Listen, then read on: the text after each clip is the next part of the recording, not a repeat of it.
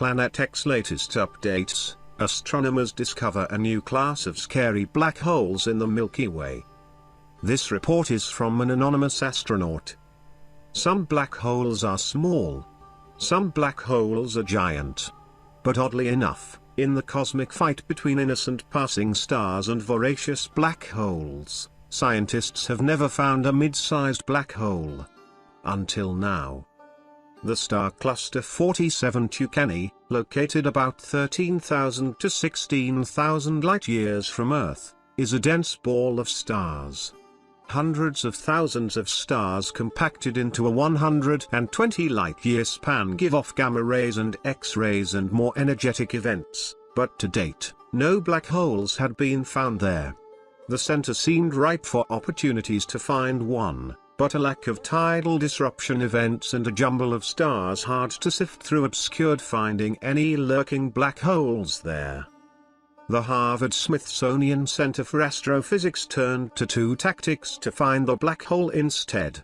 First, they observed the motion of the stars in aggregate, and compared the rotation rate to what would happen if a black hole were present.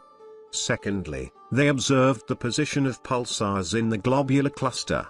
The research was published Tuesday in Nature. Black holes are the densest objects in the universe. But neutron stars, which include pulsars, are a close second, as both can result from similar events in which a giant star goes supernova and its dense stellar core collapses, though a few other mechanisms can create black holes. If the pulsars were the biggest objects in the globular cluster, they'd be nearer to the core and act as a chief gravitational attractor. But instead, pulsars are scattered across the cluster rather than congregating in the center of the cluster. This all suggests that a black hole of 2,200 solar masses is lying at the center of 47 Tucani. Until now, though, astronomers have typically only found black holes of below 100 solar masses or above 10,000, the latter of which are the behemoths that power galaxies. These intermediate mass black holes are believed to be seeds of supermassive black holes. As black holes feast, they gain mass. The intermediate mass black holes may form from several stars in a dense cluster collapsing, with the resulting black holes merging and creating a bigger black hole. They could also be black holes that have accumulated mass over time, and indeed, 47 Tucani is 12 billion years old, giving plenty of time to slurp up matter. There is also a scenario under which, shortly after the Big Bang, certain areas of the expanding universe were so dense they formed black holes shortly after the event. Finding more mid-range black holes can be hard. Black holes, especially larger ones, typically clean their general area of debris. But if an unfortunate star happens to cross paths with one, the resulting event could be detected by astronomers, allowing them to see an intermediate mass black hole in action.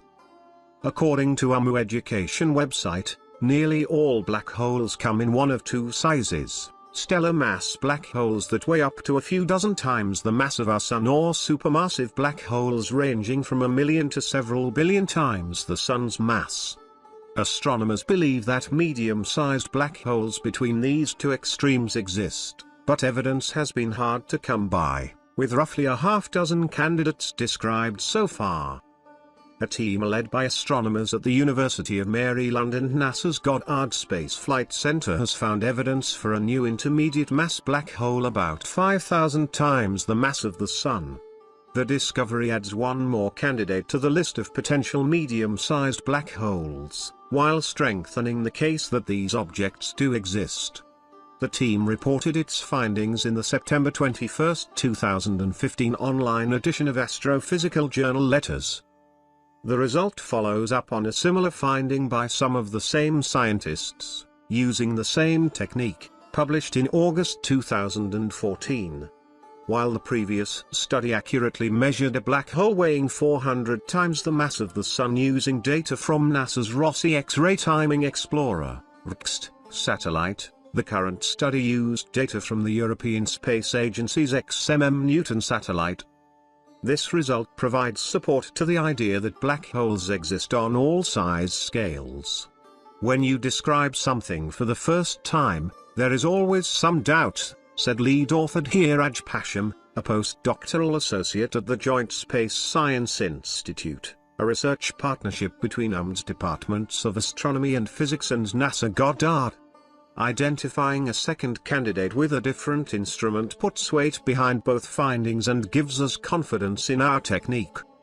The new intermediate mass black hole candidate, known as NGC 1313X1, is classified as an ultraluminous X-ray source, and as such is among the brightest X-ray sources in the nearby universe. It has proven hard to explain exactly why ultraluminous X-ray sources are so bright, however. Some astronomers suspect that they are intermediate mass black holes actively drawing in matter, producing massive amounts of friction and X-ray radiation in the process. Against this backdrop of haphazard X-ray fireworks created by NGC 1313X1, Pasham and his colleagues identified two repeating flares, each flashing at an unusually steady frequency. One flashed about 27.6 times per minute and the other about 17.4 times per minute. Comparing these two rates yields a nearly perfect 3:2 ratio. Pasham and his colleagues also found this 3:2 ratio in M82X1, the black hole they identified in August 2014, although the overall frequency of flashing was much higher in M82X1. Although astronomers are not yet sure what causes these steady flashes, the presence of a clockwork 3:2 ratio appears to be a common feature of stellar mass black holes and possibly intermediate mass black holes as well. The flashes are most likely caused by activity close to the black hole, where extreme gravity keeps all surrounding matter on a very tight leash, Pasham said.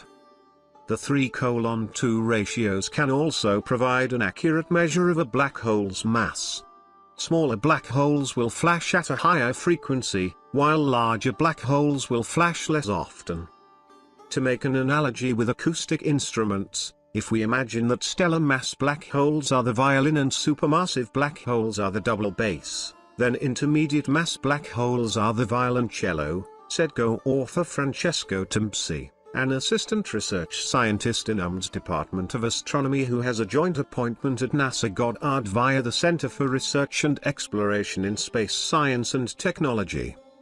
Pasham and Tempsi hope that identifying ultraluminous X-ray sources that exhibit the key 3:2 flashing ratio will yield many more intermediate mass black hole candidates in the near future. Our method is purely empirical, it's not reliant on models. That's why it's so strong, Pasham explained. We don't know what causes these oscillations, but they appear to be reliable, at least in stellar mass black holes. NASA plans to launch a new X-ray telescope, the Neutron Star Interior Composition Explorer, NISA, in 2016. Pasham has already identified several potential intermediate mass black hole candidates that he hopes to explore with NISA. Observing time is at a premium, so you need to build a case with an established method and a list of candidates the method can apply to, Pasham explained. With this result, we are in a good position to move forward and make more exciting discoveries.